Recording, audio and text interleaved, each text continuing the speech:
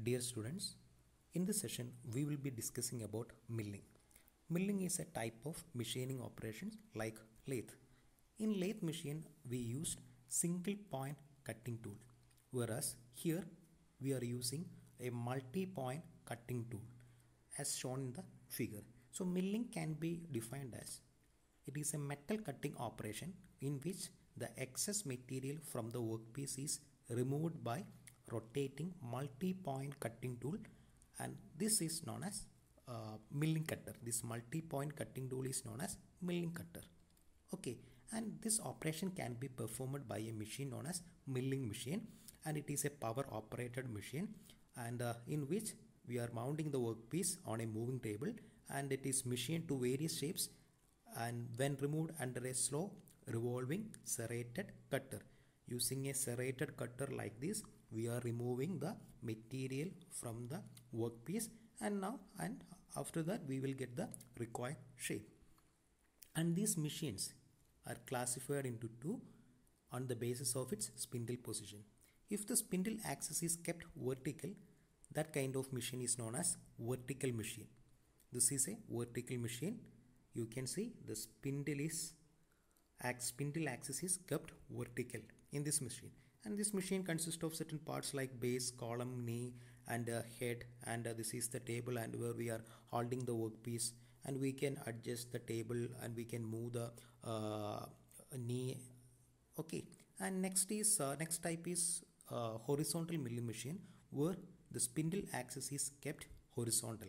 You can see this is the spindle axis and we are attaching cutter into that spindle axis. The same base, column, overarm, everything is therefore horizontal milling machine. Now we can discuss different parts of this horizontal and milling machine in detail, and for that we can go to our lab. So this is our horizontal machine.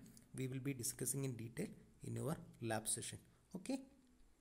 This vertical milling machine is totally column. This column. This column is head. This column is head. This head is head. This head is spindle. We tool arbor. This is the spindle. We arbor. This arbor is cutter. This arbor is collet. This is collet. This collet is different types of collet. 20 mm, 10 mm, 6 mm. That's our drawing. That's the collet. And we this head. Head in the spindle is tool. That's the cutters. This is the bed. We move on in the bed. This is the bed. This is the bed. This bed in the mold is work hold device. This is machine wise. This wise is job. So, this is a job. This is job. This job is wise. That is wise is job work hold device. We have job. We try to this job is wise. We cutter metal remove. That is milling. This is bed. This bed is this bag. This is knee. This is knee. This is the base. The machine is base. This is all feed. This bed is move.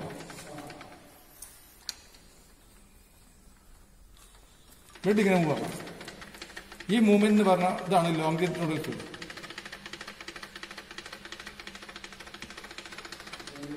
Bed is move. This is longitudinal feed.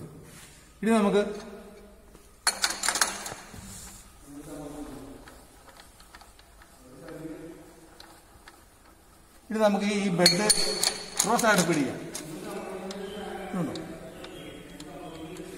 The bed angotu povaanu. We feed and cross feed. Now longitudinal feed and cross feed. Now up and down. This bed is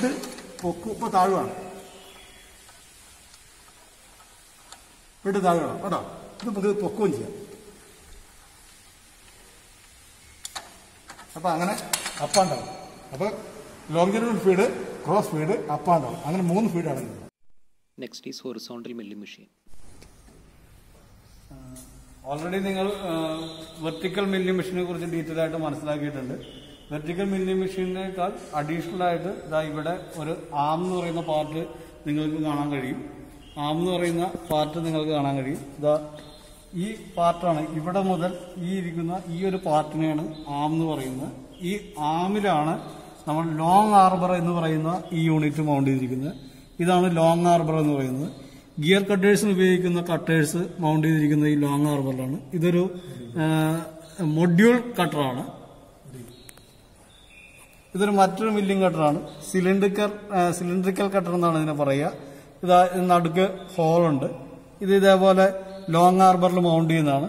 ഇപ്പോൾ ഇവിടെ ഉപയോഗിച്ചിരിക്കുന്ന ഈ module cutter change ചെയ്തിട്ട് നമുക്ക് ഇതേപോലെ cylindrical cutter, ഒരു face milling ഓപ്പറേഷന് വേണ്ടി cylindrical cutters ഉപയോഗിക്കാൻ കഴിയും. ഇതിനെയാണ് ആം എന്ന് പറയുക. ഇത് ആമിന്റെ സപ്പോർട്ടാണ്. ആം സപ്പോർട്ട് എന്ന് പറയാ, ആർബർ സപ്പോർട്ട് എന്ന് പറയാം. ആർബർ സപ്പോർട്ട് ഇതിന്റെ തന്നെ വേറൊരു ഇൻഡിപെൻഡന്റ് യൂണിറ്റ് ഉണ്ട്. ആ യൂണിറ്റ് എടുത്ത് കാണിച്ചു തരും. അങ്ങെടുത്തു.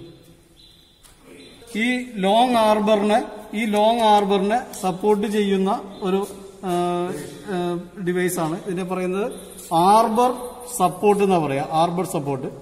ഈ 2 പാർട്ട് കഴിഞ്ഞാൽ പിന്നെ ഇവിടം മുതൽ ഇവിടം വരെയുള്ള ഈ ഒരു പാർട്ടുണ്ട്. ഇതാണ് ഈ മെഷീന്റെ കോളം എന്ന് പറയുന്ന യൂണിറ്റ്. കോളം എന്ന് പറയുന്ന യൂണിറ്റ് ഈ പാർട്ടാണ്. ഈ കോളത്തിന്റെ അകത്താണ്, ഇതൊരു കാസ്റ്റ് ചെയ്തൊരു ബോഡിയാണ്. ഇതിന്റെ അകത്താണ് ഇതിന്റെ ഗിയേഴ്സ്, മോട്ടറിൽ നിന്ന് വന്ന ഡ്രൈവ്, ഇങ്ങനെയുള്ള കാര്യങ്ങളെല്ലാം വരുന്നത് ഈ പാർട്ടിന്റെ അകത്താണ്. ഇവിടെയാണ് സ്പീഡ് ചേഞ്ച് ചെയ്യാനുള്ള, RPM ചേഞ്ച് ചെയ്യാനുള്ള ലിവേഴ്സ് എല്ലാം മൗണ്ട് ചെയ്തിരിക്കുന്നത് ഈ കോളം എന്ന് പറയുന്ന പാർട്ടിലാണ്. നിങ്ങൾ നോക്കൂ, കോളത്തിന്റെ ഫ്രണ്ട് നല്ല ഭംഗിയായിട്ട് മെഷീൻ ചെയ്തിരിക്കുന്ന ഒരു ഏരിയയാണ്. ഇവിടെ ഒരു ഡൗട്ടർ ഷേപ്പിൽ ഒരു ഗൈഡ് വേ മെഷീൻ ചെയ്തിട്ടുണ്ട്. അപ്പോൾ കോളം ഈ ഒരു ബോക്സ് ആണ്, കാസ്റ്റിംഗ് ബോക്സ് ആണ്. ഫ്രണ്ടില് നന്നായിട്ട് മെഷീൻ ചെയ്തിട്ടുണ്ട്. കോളത്തിലൂടെയാണ് നേരത്തെ സാറ് പറഞ്ഞ നീ എന്ന് പറയുന്ന പാർട്ട്. ഈ പാർട്ടാണ് നീ. ടോപ്പ് നന്നായിട്ട് ഗൈഡ് വേ ആയിട്ട് മെഷീൻ ചെയ്തിരിക്കുന്നത് ഈ പാർട്ടാണ് നീ. ഈ നീയുടെ മൂവ്മെന്റ് നടക്കുന്നത്, അപ്പ് ആൻഡ് ഡൗൺ മൂവ്മെന്റ് നടക്കുന്നത് ഈ കോളത്തിന്റെ ഫേസിലുള്ള ഈ ഗേറ്റ് വേയിലൂടെയാണ് നീയുടെ മൂവ്മെന്റ് നടക്കുന്നത്. അത് സാർ അവിടെ ഡ്രൈവ് ചെയ്ത് നിങ്ങൾക്ക് കാണിച്ചു തന്നിട്ടുള്ളതാണ്. കോളത്തിന്റെ മുകളിലായിട്ട് ഇതാ ഇത്രയും പാർട്ട്, ഇതിനാണ് പറയുന്നത് സാഡിൽ എന്ന് പറയുന്നത്. ഈ സാഡിൽ ക്രോസ് വൈസ് മൂവ്മെന്റ്, നീയുടെ മുകളിലൂടെ ക്രോസ് വൈസ് മൂവ്മെന്റ്, ഈ ഭാഗം ഇങ്ങോട്ട് നീങ്ങി വരുന്ന, ഈ പാർട്ട് നീങ്ങി വരുന്ന ഈ പാർട്ടിനെയാണ് സാഡിൽ എന്ന് പറയുന്നത്. സാഡിൽ ഇവിടെ വരെയുള്ളൂ. സാഡിൽ ഈ ഏരിയ മുതൽ ഇവിടം വരെയുള്ള ഭാഗത്തെയാണ് സാഡിൽ എന്ന് പറയുക. സാഡിലിന് മുകളിലായിട്ട് ഒരു ചെറിയ ലോങ് കാസ്റ്റിംഗ് ഒരു കമ്പോണന്റ് ഉണ്ട്. കണ്ടോ, ഇങ്ങനെ ഇരിക്കുന്നത്, ഇത്രയും ഏരിയ ഇങ്ങനെ ഇരിക്കുന്ന ഈ കമ്പോണന്റിനെയാണ് പറയുന്നത് ടേബിൾ എന്ന് പറയുക. ടേബിൾ സാഡിലിന് മുകളിലായിട്ട് മൗണ്ട് ചെയ്തിരിക്കുന്നു. നമ്മുടെ ലോഞ്ചിറ്റ്യൂഡിന്റെ മൂവ്മെന്റ്സ് നിശ്ചയിക്കുന്നത് ഈ ടേബിളാണ്. ടേബിളിന്റെ ഡ്രൈവിലൂടെയാണ് ലോഞ്ചിറ്റ്യൂഡിന്റെ മൂവ്മെന്റ് ഉണ്ടാവുന്നത്. ഈ ഏരിയ മുതൽ ഇവിടെ വരെയുള്ള ഒരു ബേസ് കാസ്റ്റിംഗ് ഉണ്ട്. ഈ ബേസ് കാസ്റ്റിംഗിന്റെ മുകളിലാണ് കോളം മൗണ്ട് ചെയ്തിരിക്കുന്നത്. പിന്നെ ടോപ്പ് നന്നായി മെഷീൻ ചെയ്തായിരിക്കും, കോളത്തിന്റെ ബേസും മെഷീൻ ചെയ്തായിരിക്കും. എന്നിട്ട് 0-0 അലൈൻ ചെയ്തിട്ടാണ് കോളം ഇതിൽ ഉറപ്പിക്കുന്നത്. Okay. From this explanation, I think you have got a better idea regarding the parts of vertical and horizontal milling machine. Next, we are going to discuss about a classification which is based on the direction of cutter motion. And on that, we have two types. The first one is conventional milling or up milling, in which workpiece is fed in the opposite direction of that of the rotating cutter. And the second one is climb milling or down milling, in which workpiece is fed in the same direction of that of the rotor cutter. So let's see what is this up milling and down milling. Okay. Milling ഓപ്പറേഷനകത്ത് പ്രധാനപ്പെട്ട ഒരു process പറയുന്നത് down milling and up milling ആണ്. Up milling എന്ന് പറയുന്നത് കട്ടറിന്റെ റൊട്ടേഷന് against ആയിട്ട് വർക്ക് ഫീഡ് ചെയ്യുന്ന പ്രോസസ്സിനെയാണ് അപ്പ് മില്ലിംഗ് എന്ന് പറയുന്നത്. അപ്പ് മില്ലിംഗിലാണ് ഏറ്റവും നന്നായിട്ട് മെറ്റീരിയൽ റിമൂവിംഗ് നടക്കുക. ഏറ്റവും സ്പീഡി ആയിട്ട് മെറ്റീരിയൽ റിമൂവിംഗ് നടക്കുന്നത് അപ്പ് മില്ലിംഗ് പ്രോസസ്സിനകത്താണ്. അപ്പ് മില്ലിംഗ് ചെയ്യുമ്പോൾ ഇതാ ഇവിടെ ഇപ്പോൾ ഈ വർക്ക് പീസിന്റെ ഈ സൈഡിൽ ഒരു വാള് കാണുന്നുണ്ട്, ഒരു ലാൻഡിങ്ങിന് നിൽക്കുന്നുണ്ട്. ഇങ്ങനെയുള്ള ഈ സൈഡ് മില്ല് ചെയ്യാൻ നേരത്ത് നമ്മൾ എപ്പോഴും അപ്പ് മില്ലിംഗ് എന്ന് പറയുന്ന പ്രോസസ്സ് മാത്രമേ ഉപയോഗിക്കാൻ പാടുള്ളൂ. അപ്പ് മില്ലിംഗ് ഉപയോഗിക്കുമ്പോൾ ഈ സൈഡിൽ നിന്ന് മെറ്റീരിയൽ റിമൂവ് ചെയ്യാൻ വളരെ ഈസി ആയിരിക്കും, വളരെ ഫ്രീ ആയിരിക്കും, വളരെ സേഫ് ആയിരിക്കും. അതേപോലെ തന്നെ ഡൗൺ മില്ലിംഗ് എന്ന് പറയുന്നത് കട്ടറിന്റെ റൊട്ടേഷന് അതേ സൈഡിലേക്ക് തന്നെ, സെയിം സൈഡിലേക്ക് മെറ്റീരിയൽ വർക്ക് പീസ് മൂവ് ചെയ്യുന്നതിനെയാണ് ഡൗൺ മില്ലിംഗ് എന്ന് പറയുന്നത്. രണ്ടും ഒരേ ഡയറക്ഷനിൽ മൂവ് ചെയ്യുന്നതിനെയാണ് ഡൗൺ മില്ലിംഗ് എന്ന് പറയുന്നത്. ഡൗൺ മില്ലിംഗ് ചെയ്യുമ്പോൾ നമ്മുടെ സർഫസിന്റെ കൂടുതൽ ഫിനിഷ് ഒബ്റ്റെയിൻ ആവും. അതേപോലെ തന്നെ ഡൗൺ മില്ലിംഗിന് ഒരു ഡിസഡ്വാൻറ്റേജ് എന്ന് പറയുന്നത് കൂടുതൽ മെറ്റീരിയൽ റിമൂവിംഗ് ഡൗൺ മില്ലിംഗ് സാധ്യമല്ല.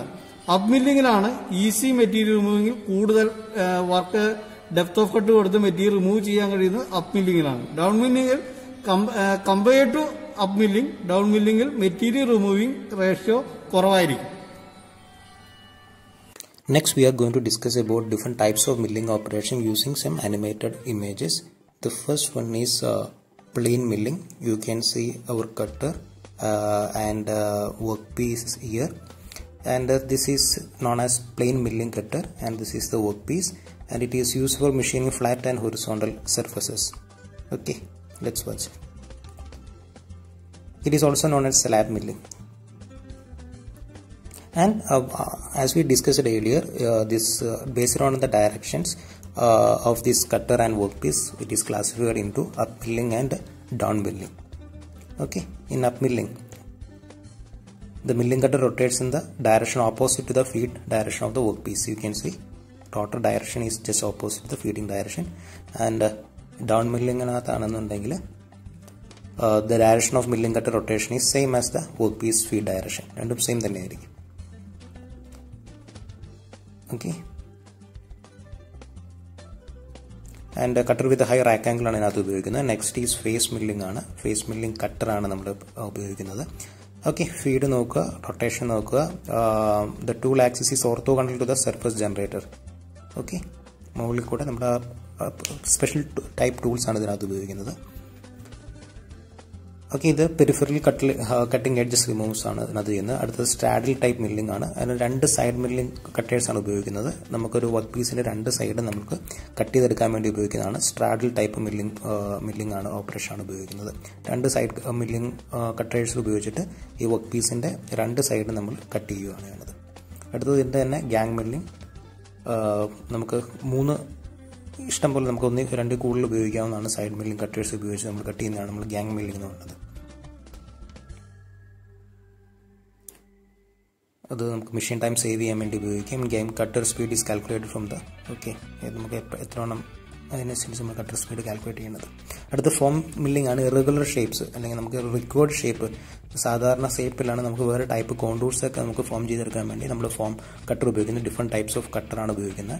നെക്സ്റ്റ് ഈസ് എൻ കട്ടിംഗ് മില്ലാണ്. നമുക്ക് ഗ്രൂവ്സ് ഒക്കെ കട്ട് ചെയ്യാനും അതുപോലെ സൈഡ് കട്ട് ചെയ്യാനും ഒക്കെ നമുക്ക് എൻ കട്ടർ ഉപയോഗിക്കും. ഗ്രൂവ്സും സ്ലോട്ട്സും ഒക്കെ കട്ട് ചെയ്യാൻ വേണ്ടി നമ്മൾ ഉപയോഗിക്കുന്നതാണ് ഈ type end type cutters, end milling.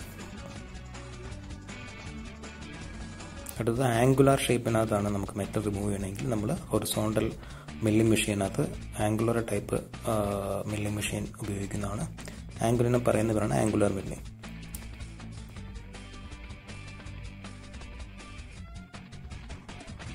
അടുത്തത് ടി സ്ലോട്ട്. ഒരു ടി സ്ലോട്ട് ആണ് നമുക്ക് കട്ട് ചെയ്യണമെങ്കിൽ നമ്മൾ ടി സ്ലോട്ട് മില്ലിംഗ് കട്ടർ എന്ന് പറഞ്ഞാൽ സ്പെഷ്യൽ ടൂൾ ഉപയോഗിച്ചിട്ടാണ് നമ്മളിത് കട്ട് ചെയ്യുന്നത്. ഓക്കെ,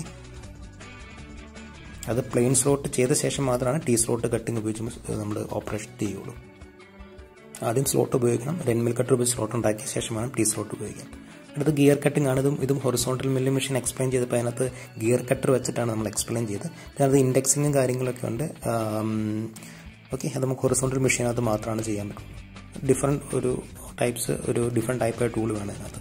ഇൻഡെക്സ് ചെയ്തിട്ടുണ്ട് എത്ര മൂവ്മെൻറ്റ് വേണം ഓരോ മൂവ്മെൻറ്റിനകത്തും, ടേബിളിൻ്റെ ലോഞ്ചിറ്റ്യൂഡിൻ്റെ മോഷനകത്തും. അപ്പോൾ ഇതൊക്കെയാണ് നമ്മുടെ മെയിനായിട്ട് വരുന്ന